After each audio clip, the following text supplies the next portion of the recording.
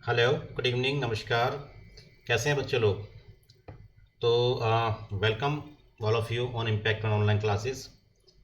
देखिए, ये जो लेसन है ये काफ़ी दिन के बाद आ रहा है, मैं जानता हूँ। There were some problems, but अब आपको ये रेगुलर लेसन्स मिलते रहेंगे।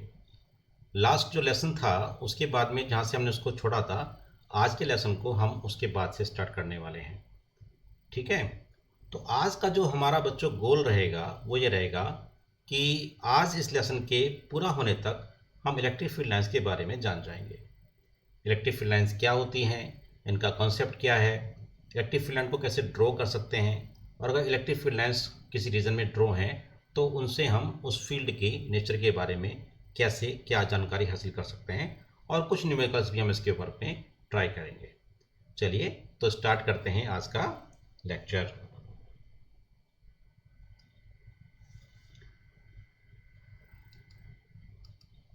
देखिए, ये जो कॉन्सेप्ट है बच्चों फील्ड लाइंस का, ये माइकल फैराडे ने दिया था। असल में जो ये फील्ड लाइंस होती हैं ये होती क्या है, समझिए। मान लो कोई चार्ज डिस्ट्रीब्यूशन है, तो चार्ज डिस्ट्रीब्यूशन के अराउंड एक इलेक्ट्रिक फील्ड जनरेट हो जाता है। ठीक है ना। अब ये उसके चारों ओर स्पेस में होता है।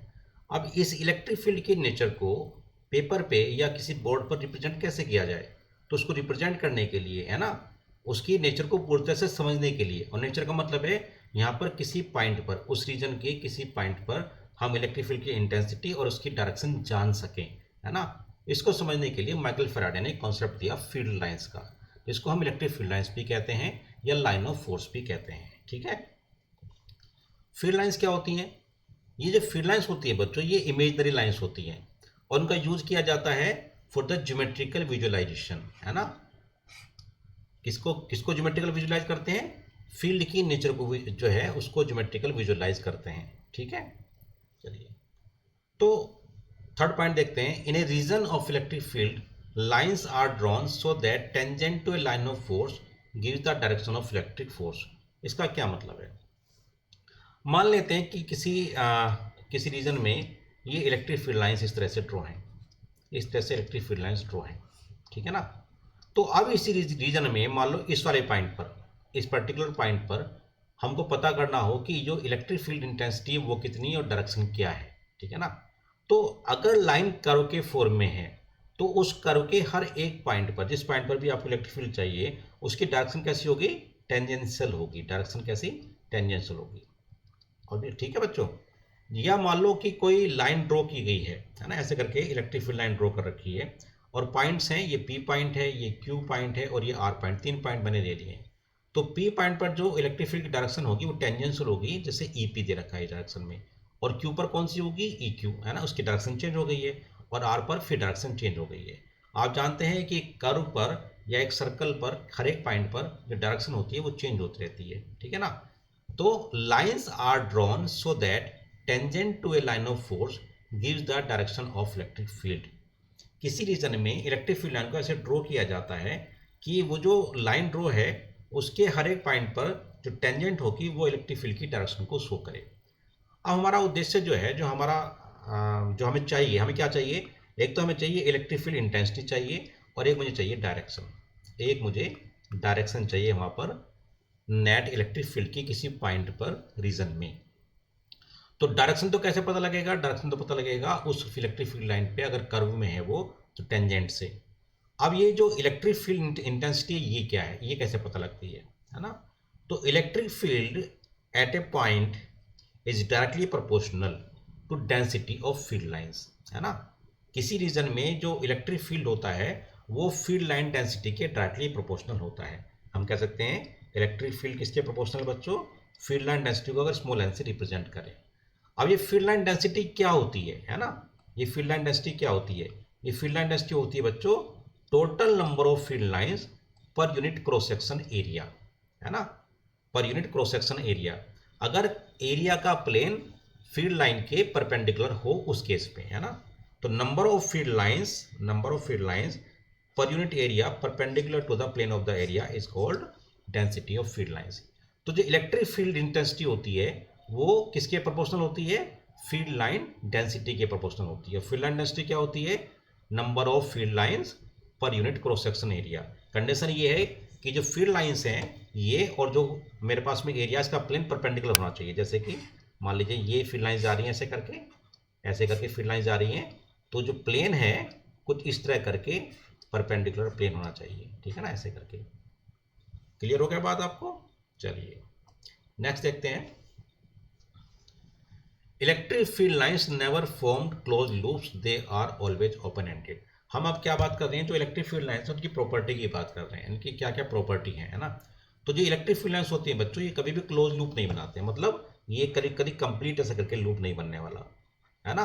ये कैसे होते हैं, ऐसे नहीं बनेगा। कैसे बनेगा, हमेशा ओपन एंडेड लूप रहेंगे। किस तरह रहेंगे, ओपन एंडेड, यानी कहीं से स्टार्ट होकर और कहीं और दूसरी जगह पर ये टर्मिनेट होंगे। एक जगह से स्टार्ट होंगे बच्चों और दूसरी जगह पे जाके टर्मिनेट होंगे, ठीक है ना। जैसे मान लो अगर पॉजिटिव चार्ज है तो पॉजिटिव चार्ज से जो फील्ड लाइन निकलेंगी वो क्या होंगी, या तो इन्फिनिटी पे जाकर टर्मिनेट होंगी, और अगर यहाँ पे नेगेटिव चार्ज होगा तो कहाँ पे टर्मिनेट होंगे, जाके नेगेटिव चार्ज पे जाके टर्मिनेट हो जाएंगे। बात समझ में आ रही है, क्लियर है।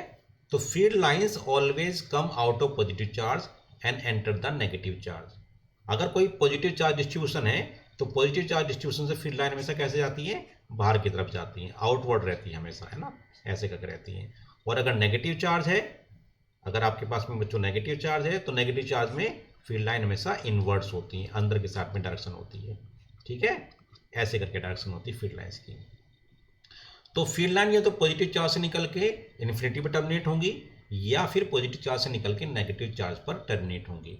सेकेंड चीज, या फिर क्या होगा, अगर नेगेटिव चार्ज है तो नेगेटिव चार्ज पे जो अगर नेगेटिव चार्ज है या तो कहाँ से आएंगी, इन्फिनिटी से नेगेटिव चार्ज पर आ रही होंगी या पॉजिटिव चार्ज से नेगेटिव चार्ज पर आ रही होंगी। नेक्स्ट पॉइंट देखते हैं, two field lines never intersect. दो फील्ड लाइन बच्चों कभी इंटरसेक्ट नहीं करती। अब ऐसा क्यों होता है, देखो मैंने आपको बताया कि जो फील्ड लाइंस होती है, मान लीजिए ये एक फील्ड लाइन बना रखी है। अब इस फील्ड जो है लाइन के किसी भी पॉइंट पर जो डायरेक्शन होगी वो कैसी होगी, टेंजेंशियल होगी इलेक्ट्रिक फील्ड की। अब मान लो एक दूसरी फील्ड लाइन है ऐसे करके, वो सपोज कर लेते हैं इंटरसेक्ट कर रही है, तो इस पॉइंट पर पी पर इंटरसेक्ट किया। अब पी पॉइंट पर जो डायरेक्शन बच्चों आएगी, है ना, पी पॉइंट पर जो डायरेक्शन आएगी इलेक्ट्रिक फील्ड की, दो आ जाएंगी। ये जो फील्ड लाइन है ये वाली, इसकी वजह से डायरेक्शन आ जाएगी ये, और जो ये वाली फील्ड लाइन है इसकी वजह से टेंजेंशियल डायरेक्शन आ गई ये वाली, ऐसे करके आ गई, ठीक है ना। यानी पॉइंट पी पर फील्ड की दो डायरेक्शन होगी। जबकि आप जानते हैं कि किसी भी फील्ड में, है ना, किसी भी ऐसे रीजन में जहां पर इलेक्ट्रिक फील्ड है उसमें किसी भी पॉइंट पर इलेक्ट्रिक फील्ड की एक ही डायरेक्शन हो सकती है, दो डायरेक्शन कभी हो ही नहीं सकती, ये एब्सर्ड है। तो ये चीज़ इसलिए पॉसिबल नहीं है। क्यों, क्योंकि अगर फील्ड लाइन इंटरसेक्ट करेगी तो पॉइंट ऑफ इंटरसेक्शन पर फील्ड की दो डायरेक्शन हो जाएंगी।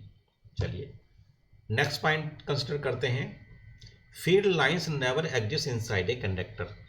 अगर आपको कोई कंडक्टर दिया है तो कभी भी फील्ड लाइन कंडक्टर के अंदर एंटर करेगी नहीं। बात समझ में आ रही है। मान लीजिए फील्ड लाइन इधर से आ रही है, इस साइड से फील्ड लाइन्स आ रही है ऐसे करके, ये फील्ड लाइन्स आ रही है ना, ये फील्ड लाइन्स आ रही है, ये सारी फील्ड लाइन्स आ रही है, और यहाँ पर बीच में एक कंडक्टर आ गया है, ठीक है। तो ये फील्ड लाइन बच्चों इसके अंदर एंटर नहीं करेंगी, बल्कि क्या होगा, ये फील्ड लाइन यहाँ पे आके टर्मिनेट हो जाएंगी, और इसके जो नेक्स्ट यहाँ पर जो ये जो साइड है, इस साइड से फील्ड लाइन निकलेगी, ठीक है ना। कभी भी कंडक्टर के अंदर फील्ड लाइन एंटर नहीं करती हैं, इसको याद रखिए आप। चलिए, field line are always perpendicular to the surface of the conductor. मान लेते हैं ये मेरे पास में कोई कंडक्टर है ऐसे करके, है ना, ऐसे करके कंडक्टर है, ये कोई कंडक्टिंग मेरे पास में कंडक्टर है। अब इस पर एक फील्ड लाइंस है, तो मैं क्या कह रहा हूं, मैं कह रहा हूं कि जो फील्ड लाइंस है इट इज ऑलवेज परपेंडिकुलर, हमेशा परपेंडिकुलर ही सरफेस पर पड़ेगी आकर, ठीक है ना, है ना। मान लेते हैं कि ये परपेंडिकुलर नहीं आती। सपोज करो कि एक फील्ड लाइंस है और वो इस पर परपेंडिकुलर इंटरसेक्ट नहीं करती। कैसे करती, किसी एंगल पे करती है ऐसे करके, है ना, एंगल पे करती है। तो उसके बच्चों दो कंपोनेंट बन सकते हैं। एक कंपोनेंट कौन सा बनेगा इसका, एक कंपोनेंट तो ये बन जाएगा, ये वाला परपेंडिकुलर, और एक बन जाएगा along the line of conductor, ठीक है ना। बस सेम आ रही है। मान लेते हैं एक लाइन लेते हैं, यहाँ से थीटा एंगल ले लेते हैं, ये थीटा एंगल है ना। अगर ये इस थीटा एंगल पर यहाँ पर इंटरसेक्ट करती है इलेक्ट्रिक फील्ड लाइन, तो उसके दो कंपोनेंट बन जाएंगे। एक कंपोनेंट तो बन जाएगा ये वाला जो यहाँ से निकल रहा होगा ऐसे करके, और एक कंपोनेंट क्या क्या क्या बन जाएगा, along the line, along the surface बन जाएगा, है ना। अब ये जो अलोंग द सरफेस, देखो फील्ड लाइन एंटर नहीं कर रही है यहाँ पर, ये फील्ड लाइन यहाँ से निकल रही है, कंपोनेंट कहाँ से निकल रहा होगा, यहाँ से निकल रहा होगा, कंडक्टर है ना बच्चों। लेकिन मैंने दिखाया आपको इसकी कंपोनेंट बना के, है ना। सपोज सिंपल देखो, अगर ये एंगल है मेरे पास में, यहाँ से हम एंगल थीटा ले लें, है ना, ये इलेक्ट्रिक फील्ड लाइन है, तो दो कंपोनेंट बनेंगे यहाँ पर, एक बनेगा ये आपका ई कोस थीटा, और एक बनेगा बच्चों यहाँ पर ये ई साइन थीटा, है ना। तो ये कौन सा वाला कंपोनेंट है, ये ई कोस थीटा वाला कंपोनेंट है, और ये कौन सा कंपोनेंट है, ये ई साइन थीटा वाला कंपोनेंट है। अभी जो ई साइन थीटा वाला कंपोनेंट है, ये कंपोनेंट अलोंग द सरफेस है ना।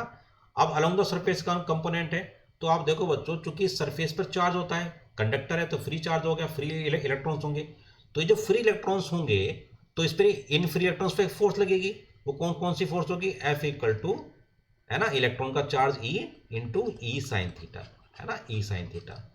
ये जो एफ ई साइन थीटा होगा, ये क्या करेगा, ये इलेक्ट्रॉन को मूव करा देगा, और जब इलेक्ट्रॉन एक डायरेक्शन में मूव करने लगेंगे तो करंट फ्लो होनी चाहिए, है ना। तो इससे क्या कंक्लूजन निकलता है, इससे कंक्लूजन निकलता है कि अगर इलेक्ट्रिक फील्ड लाइन किसी कंडक्टर पर परपेंडिकुलर स्ट्राइक ना करती होती, किसी एंगल पर स्ट्राइक कर रही होती, तो उसके कंडक्टर के सरफेस पर एक करंट फ्लो हो रही होती, जबकि ऐसा कभी होता नहीं है। अभी किसी कंडक्टर को अगर मैं इलेक्ट्रिक फील्ड के रीजन में रख दूं, है ना, एक्सटर्नल इलेक्ट्रिक फील्ड के रीजन में रख दूं किसी कंडक्टर को, तो उसके सरफेस पर करंट फ्लो होनी शुरू नहीं होती है ना।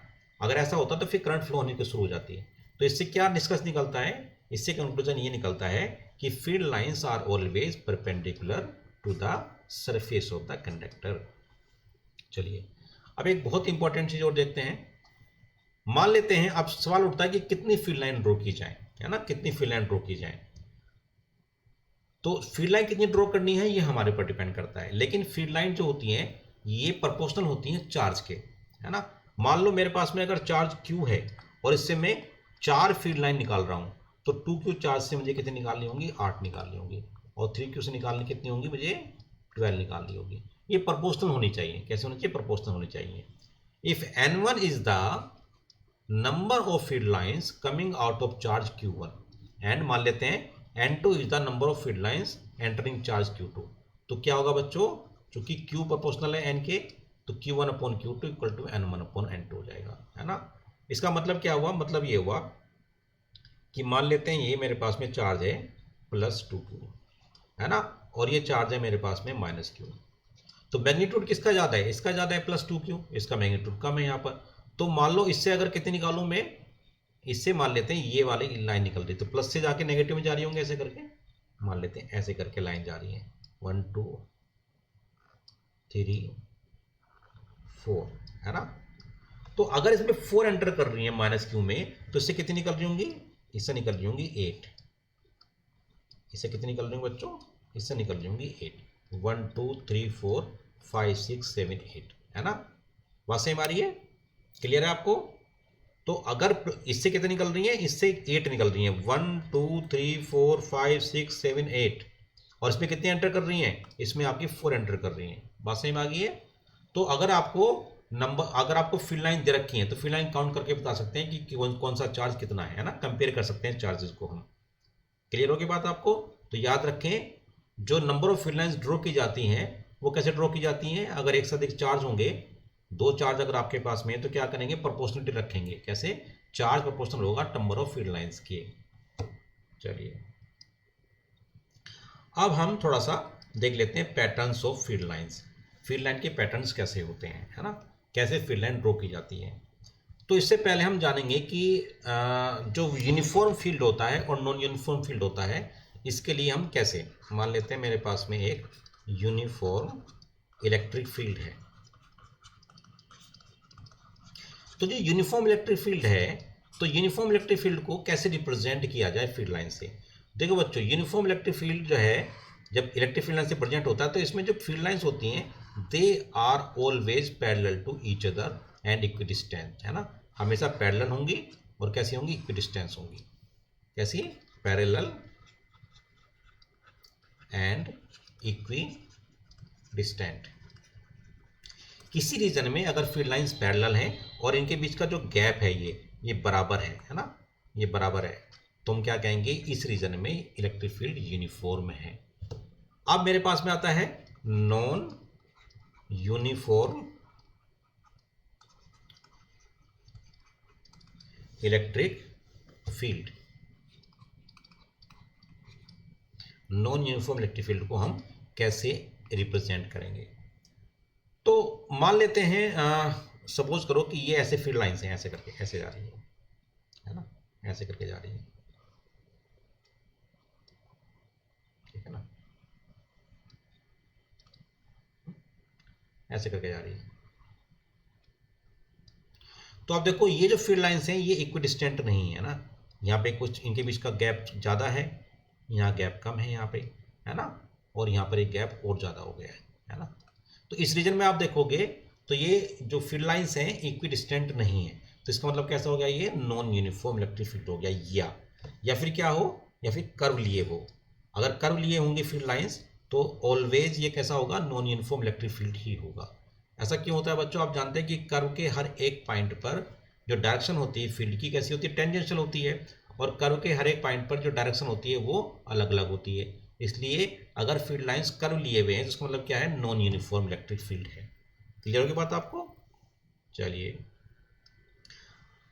अब देखते हैं कि जो पॉजिटिव चार्ज है ना, अगर मेरे पास है पॉजिटिव चार्ज डिस्ट्रीब्यूशन है, मान लेते हैं पॉइंट चार्ज है, ये पॉइंट चार्ज पॉजिटिव है, तो इलेक्ट्रिक फील्ड लाइन हमेशा कैसे होंगी, इससे आउटवर्ड, है ना, रीजन में आउटवर्ड रहेंगी, पॉजिटिव चार्ज से हमेशा एमिनेट करती हैं।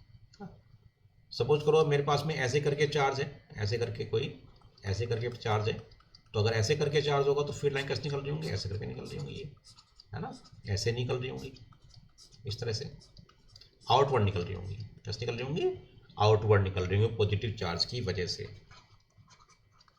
Positive charge. सिमिलरली अगर आपके पास में कौन सा चार्ज है बच्चों, नेगेटिव चार्ज है, तो चाहे पॉइंट चार्ज हो नेगेटिव या चार्ज डिस्ट्रीब्यूशन हो, अगर पॉइंट चार्ज है नेगेटिव तो क्या होगा, फील्ड लाइन हमेशा एंटर करेंगी, हमेशा एंटर करेंगी ऐसे करके, ठीक है। तो अब देखो जो फील्ड की जो इंटेंसिटी है वो पॉजिटिव चार्ज के पास में ज़्यादा हो, यहाँ पे अगर पूछो इंटेंसिटी कितनी ज़्यादा होगी, और यहाँ पे इंटेंसिटी कितनी होगी, यहाँ पे कम होगी, तो जितना हम दूर जाते जाएंगे चार्ज से उतनी उसकी फील्ड की इंटेंसिटी कम होती चली जाती है, यानी कि फील्ड की स्ट्रेंथ कम होती चली जाती है। सिमिलरली नेगेटिव वाले केस में जब हम पास की तरफ आते हैं, इधर आते हैं, तो यहाँ पे जो नेगेटिव फील्ड इंटेंसिटी होती है वो बढ़ती है, लेकिन पॉजिटिव फील्ड इंटेंसिटी कम हो रही होती है। बात सेम आती है।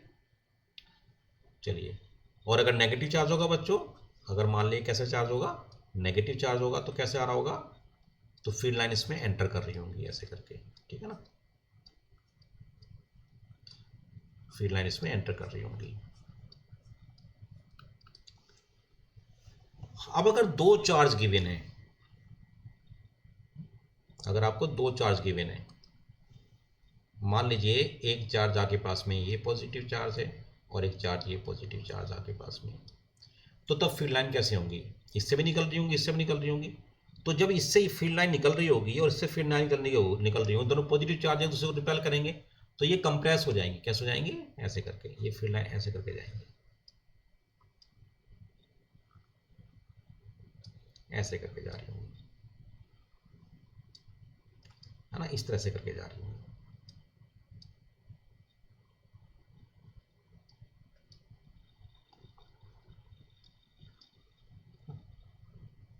इंटरसेक्ट नहीं करेंगी, अगर कहीं मैं बना रहा हूँ इंटरसेक्ट लग रहा है आपको, तो करेंगे नहीं इंटरसेक्ट, ऐसे करके, है ना, ऐसे करके,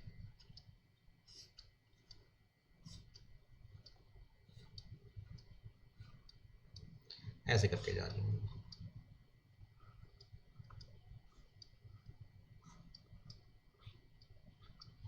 है ना। नंबर ऑफ फील्ड लाइंस दोनों से बराबर निकलेंगे क्योंकि चार्जेस सेम है। क्लियर हो के बाद। अब अगर आपके पास में नेगेटिव चार्जेस हो, एक पॉजिटिव चार्ज हो बच्चों और एक ऐसा चार्ज हो नेगेटिव चार्ज हो, उस केस में क्या होगा, उस केस में ये फील्ड लाइंस यहाँ से निकलेंगी और यहाँ पर एंटर कर जाएगी ऐसे करके, ऐसे करके यहाँ पे एंटर करेंगी, है ना, ये ऐसे करके यहाँ पे एंटर करेंगे।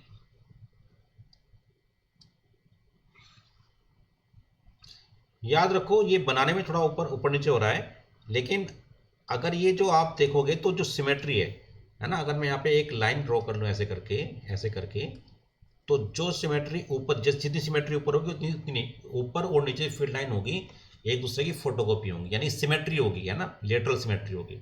ऐसी इस केस में भी क्या होगा, लेटरल सिमेट्री होगी, बिल्कुल सिमेट्री होगी, जैसे ऊपर निकल रही होंगी ऐसे नहीं निकल रही होंगी, ऐसे करके।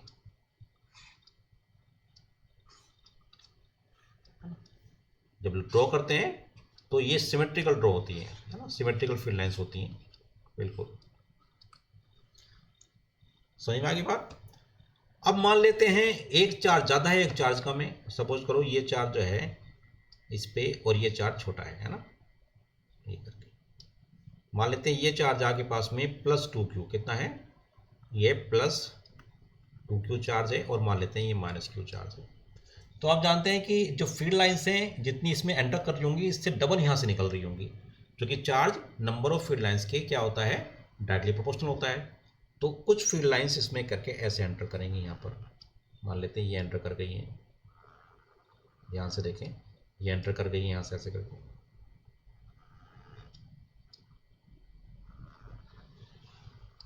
ठीक हो गया काम।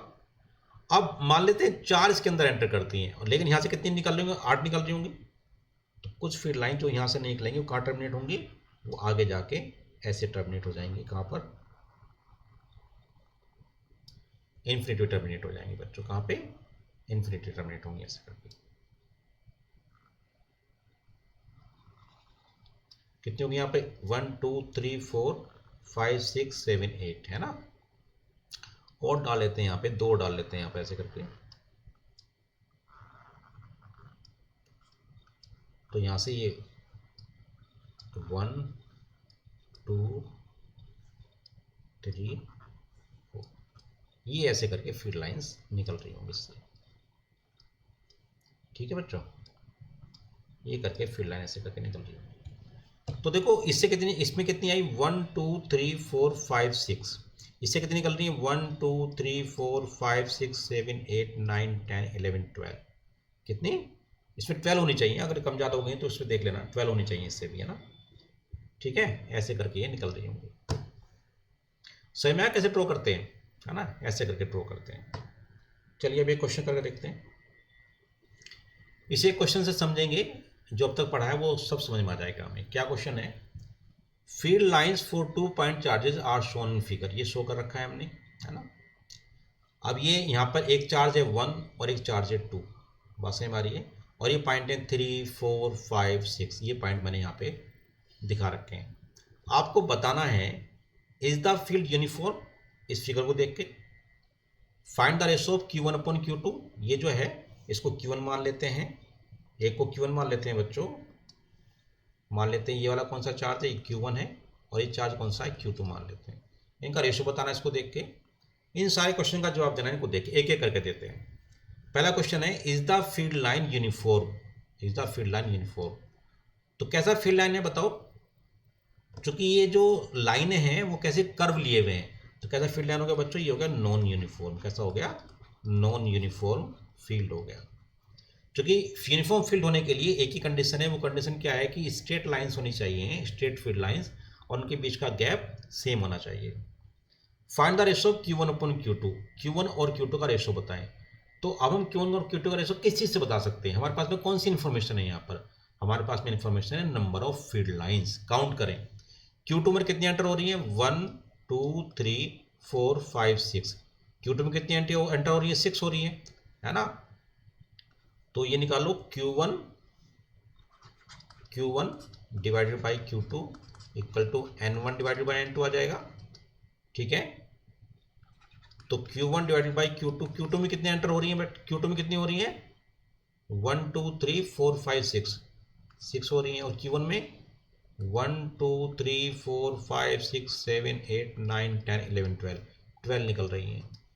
तो Q1 अपॉन Q2 कितना आ गया बच्चों, 2 आ गया। कितना आ गया, 2 आ गया। सेकंड क्वेश्चन हो गया। अब थर्ड पूछ रहा है what are the sign of charges. इसको देखो बताएं चार्जेस के साइन क्या है, पोलैरिटी क्या है। तो हम जानते हैं पॉजिटिव से निकलती हैं और नेगेटिव में एंटर होती हैं। तो ये 1 से निकल रही हैं, देखो बाहर निकल रही हैं, और किसमें 2 में एंटर हो रही हैं। तो किसका, ये 1 जो है वो पॉजिटिव है और 2 कौन सा, नेगेटिव है। यानी कि Q1 पॉजिटिव हो गया और Q2 बच्चों नेगेटिव हो गया। ठीक है, नेक्स्ट क्वेश्चन बेटा, apart from infinity where is neutral point. हाँ, तो न्यूट्रल पॉइंट क्या होता है, न्यूट्रल पॉइंट किसी फील्ड में ऐसी जगह होती है, ऐसे पॉइंट्स होते हैं जहां पर कोई इलेक्ट्रिक फील्ड होता ही नहीं है, है ना। किसी चार्ज डिस्ट्रीब्यूशन के अराउंड ऐसे पॉइंट जहाँ पर नेट इलेक्ट्रिक फील्ड जीरो हो, उसको हम क्या क्या कहते हैं, न्यूट्रल पॉइंट कहते हैं, है ना। वहाँ पे क्या हो रहा होगा, डिफरेंट जो इलेक्ट्रिक फील्ड लाइन्स आ रही होंगी, जो इलेक्ट्रिक फील्ड्स होंगे आ रहे होंगे, उनका जो कंपोजिशन है, जो उनका क्या सुपर पोजिशन है, उसकी वजह से जीरो आ रहा होगा। तो जो न्यूट्रल पॉइंट्स हैं या तो इन्फिनिटी पे जीरो होते हैं, नल होते हैं, या आसपास होंगे तो कहाँ पे होंगे, जहाँ पर चार्जिंग की वजह से जो इलेक्ट्रिक फील्ड स्ट्रेंथ है एक दूसरे को कैंसिल कर रही हो, वहाँ पे होंगे। तो आप ध्यान देखो, ये कितना है, ये पॉजिटिव चार्ज है और ये नेगेटिव चार्ज है बच्चों। और ये पॉजिटिव कैसा है, ये मान लो कितना 2:1 का रेशो, देखो 2:1 का रेशो आया, यानी ये 2Q है तो ये Q है ना। अब पॉजिटिव चार्ज की वजह से जो इलेक्ट्रिक फील्ड होगा इस डायरेक्शन में होगा, और नेगेटिव ऐसे डायरेक्शन में होगा, तो 1 और 2 के बीच में इलेक्ट्रिक फील्ड जीरो कहीं पर भी नहीं होगा। इसकी वजह से भी ऐसे होगा और 2 की वजह से भी ऐसे होगा। अगर यहाँ पे बात करेंगे तो यहाँ पर ये चूंकि चार्ज छोटा है तो उसकी वजह से इलेक्ट्रिक फील्ड कैसे होगा, है ना। अगर मैं इस 6 पॉइंट पे बात करूँ, पॉइंट 6 पे इलेक्ट्रिक फील्ड इसकी वजह से कितना होगा, मान लेते हैं E2 ऐसा होगा, और इसकी वजह से कैसा होगा, बाहर की तरफ हो रहा होगा। जो चार्ज 1 पे रखा है, पॉजिटिव चार्ज रखा है, तो इलेक्ट्रिक फील्ड लाइन ऐसे निकल रही है, तो उसकी वजह से E1 ऐसे आ रहा होगा। लेकिन देखो, चूंकि ये तो चार्ज ज़्यादा है, और दूसरा ये जो डिस्टेंस है ये कंपेरेटिवली कम डिस्टेंस, ये जो 0.6 है कंपेरेटिवली कम डिस्टेंस पर है एज कंपेयर टू जो 2 से इसका डिस्टेंस है, तो इसकी वजह से इलेक्ट्रिक फील्ड जो होगा वो बहुत ज़्यादा हो जाएगा, है ना। और इसकी वजह से इलेक्ट्रिक फील्ड यहाँ पे कम हो जाएगा, तो यहाँ पर नेट इलेक्ट्रिक फील्ड रहेगा, यानी कि इस डायरेक्शन में कहीं पर भी नल पॉइंट नहीं आएगा, ना 6 पे आएगा पॉइंट पर, ना 3 पे आएगा, है ना। अभी जो 4 पॉइंट है, जो ये वाला पॉइंट है, जो 4 पॉइंट है, अब यहाँ ध्यान दो, 1 की वजह से जो इलेक्ट्रिक फील्ड लाइन्स होंगी वो कैसे होंगी, ऐसे करके, तो ये कैसे आ जाएगा मेरे पास में E1 यहाँ पे आ रहा होगा, और इसकी वजह से कैसा आ रहा होगा, इसकी वजह से यहाँ पर E2 आ रहा होगा, ठीक है। तो यहाँ पर इस जगह पर E1 = E2 हो सकता है। इसका रीजन क्यों है, क्योंकि ये अगर चार्ज डबल है तो डबल चार्ज की वजह से स्ट्रेंथ भी यहाँ पे डबल हो जाएगी, लेकिन डिस्टेंस भी ज़्यादा है इसकी वजह से, तो उतनी कम भी हो जाएगी। डिस्टेंस भी ज़्यादा है उतनी कम भी हो जाएगी। डिस्टेंस कहाँ पे आता है, नीचे आता है, और ये चार्ज कम है तो इसकी वजह से यहाँ पे इलेक्ट्रिक फील्ड कम होगा, लेकिन डिस्टेंस भी कम है तो उसकी वजह से बढ़ जाएगा। यानी जो 0.4 पर इलेक्ट्रिक फील्ड E1 = E2 हो सकते हैं, इक्वल एंड अपोजिट। इसका मतलब 0.4 क्या होगा, नल पॉइंट होगा। तो नल पॉइंट कौन सा हो गया, 0.4 हो गया। अब इसी पर क्वेश्चन पूछ रहा है, if distance between charges is this one, find the position of neutral point. Neutral point की पोजीशन बताएं अगर इनके चार्ज के बीच का डिस्टेंस ये है ना। तो मान लेते हैं मेरे पास में ये चार्ज 1, ये Q1 है, और ये चार्ज मेरे पास में यहाँ पर Q2 है, और इनके बीच का डिस्टेंस रखा है उन्होंने 20√2-1। इसको D मान लेते हैं थोड़ी देर के लिए ना, थोड़ी देर के लिए D मान लेते हैं ऐसे करके। और जो नल पॉइंट है, नल पॉइंट मान लेते हैं, ये हमने अभी निकाला नल पॉइंट कहाँ पे, 2 के, यहाँ 2 के पास में ना, यहाँ पर 4 पॉइंट मान लेते हैं, यहाँ पे एक नल पॉइंट है, और इसका डिस्टेंस यहाँ पर कितना x है, ठीक है। तो n पॉइंट पर जो इलेक्ट्रिक फील्ड Q1 की वजह से होगा E1, और Q2 की वजह से इलेक्ट्रिक फील्ड बराबर होना चाहिए, जब तो नल पॉइंट बनेगा। तो E1 = क्या होना चाहिए, E2 हो जाना चाहिए यहाँ पर। अब E1 क्या है यहाँ पर, E1 क्या है यहाँ पर, ये Q1 कितना बचा, 2Q, है ना। पहले Q1 लिख लेते हैं, KE Q1 अपॉन कितना डिस्टेंस यहाँ से यहाँ तक का, D + x का स्क्वायर, और Q2 की वजह से कितना बन रहा है यहाँ पर, KE Q2, और यहाँ पर ये इससे डिस्टेंस कितना, x², कहीं से कहीं चला गया यहाँ पर, ठीक है ना। तो उसको सोल्व करेंगे तो D + x, इसको यहाँ ले जाते हैं, क्रॉस मल्टीप्लाई करके यहाँ ले जाते हैं, है ना, अपॉन x का होल स्क्वायर = कितना आ जाएगा बच्चों, ये आएगा Q1/Q2, और Q1/Q2 कितना है, 2 हो गया। इसका स्क्वायर रूट ले लो तो ये कितना हो गया, यहाँ पे हो गया D/x + 1 = √2 आ जाएगा। ये 2 है यहाँ पे, जब दोनों साइड स्क्वायर रूट लेंगे तो यहाँ पे ये आ जाएगा। तो इससे आ गया बच्चों, इससे आ गया मेरे पास में D/x = √2 - 1, है ना। ये हम कह सकते हैं, हमें क्या निकालना है, x निकालना है। तो x कितना आ गया मेरे पास में, D/√2 - 1, है ना। और D कितना है, ये दे रखा है यहाँ पे 20√2 - 1, तो कितना आ गया ये 20√2 - 1 डिवाइडेड बाई √2 - 1, ये तो आया, इससे कट गया, तो कितना आंसर आ गया, 20 आंसर आ गया। यानी कि किस डिस्टेंस पे हो गया, 20 सेंटीमीटर पे। कितना पे आ जाएगा, 20 सेंटीमीटर पे, यानी ये डिस्टेंस कितना बच्चों, यहाँ से यहाँ तक का 20 सेंटीमीटर डिस्टेंस आ गया। Will a positive charge follow the line of force if free to move? ये बड़ा इंपॉर्टेंट क्वेश्चन है कि अगर किसी यहाँ पर इस रीजन में, मान लो ये जो हमारे पास में पैटर्न है, यहाँ पे दो चार्ज हैं Q1 और Q2, यहाँ पर हम कोई टेस्ट चार्ज रिलीज कर देते हैं, मान लो इस पॉइंट पर मैं टेस्ट चार्ज रिलीज कर देता हूँ Q0, तो क्या ये इलेक्ट्रिक लाइन ऑफ फोर्स को फॉलो करेगा, ये पूछा जा रहा है। देखो इस पॉइंट पर जो इस पे इलेक्ट्रिक जो फोर्स लग रही होगी वो टेंजेंशियल फोर्स लग रही होगी, क्योंकि यहाँ पे जो डायरेक्शन है इलेक्ट्रिक फील्ड की कौन सी है, ये डायरेक्शन है यहाँ पर, तो फोर्स भी यहीं लग रही होगी। तो ये फोर्स कितनी होगी मेरे पास में, Q0E, जो यहाँ पे E आ रहा होगा इस पॉइंट पर, है ना। तो जो फोर्स लग रही है टेंजेंशियल फोर्स लग रही है बच्चों, कहाँ पर, इस पॉइंट पर, और फोर्स से आता है एक्सेलरेशन, यानी कि इस पॉइंट पर जो एक्सेलरेशन है टेंजेंशियल है, क्या है, टेंजेंशियल एक्सेलरेशन है। तो ये जो पार्टिकल है, जो चार्ज है, कहाँ मूव करेगा, टेंजेंशियल मूव करने की कोशिश करेगा, ना कि फील्ड लाइन को क्या करेगा, ये फील्ड लाइन को फॉलो करेगा। बात समझ आ रही है। अगर ये फील्ड लाइन स्ट्रेट होती, जैसे यूनिफॉर्म इलेक्ट्रिक फील्ड में होती है, तो स्ट्रेट फील्ड लाइन होती है, तो ये बिल्कुल फॉलो करता, चार्ज क्या करता, जो स्ट्रेट इलेक्ट्रिक फील्ड लाइन है उसकी डायरेक्शन में ही चल पड़ता, है ना। अगर ये कौन सा चार्ज हो बच्चों, पॉजिटिव चार्ज है। बात समझ आ रही है। लेकिन चूंकि यहाँ पे कर्व लिए हुए हैं, तो कर्व लिए हुए तो हर एक पॉइंट पर इलेक्ट्रिक फील्ड की डायरेक्शन अलग है। इलेक्ट्रिक फील्ड की डायरेक्शन है तो उस पर फोर्स भी अलग डायरेक्शन में लग रही होगी, और फोर्स से आता है बच्चों एक्सेलरेशन। तो क्या कह सकते हैं कि इलेक्ट्रिक फील्ड लाइन फोर्स के किसी पॉइंट पर जो डायरेक्शन है इलेक्ट्रिक फील्ड की, वही डायरेक्शन होगी एक्सेलरेशन की उसके पार्टिकल पर, है ना, उस पॉइंट चार्ज पर वही डायरेक्शन होगी किसकी, एक्सेलरेशन की, यानी कि उस डायरेक्शन में एक्सेलरेट होगा, ना कि पूरा मोशन करेगा किसमें, on the line of electric line of force. ठीक है, चलिए, तो उम्मीद है आपको ये कॉन्सेप्ट समझ में आया होगा। इलेक्ट्रिक फील्ड लाइन का बड़ा इंपॉर्टेंट है। आगे हम फ्लक्स पढ़ेंगे, और जो फ्लक्स है, फ्लक्स का यूज़ करेंगे फिर आगे हम गॉस लॉ से हेल्प से इलेक्ट्रिक फील्ड निकालने के लिए। ये सब इंटर रिलेटेड है, बहुत आसान है, इसको रिवाइज करें और कल फिर दोबारा से मिलते हैं। चलिए, टेक केयर, ओके।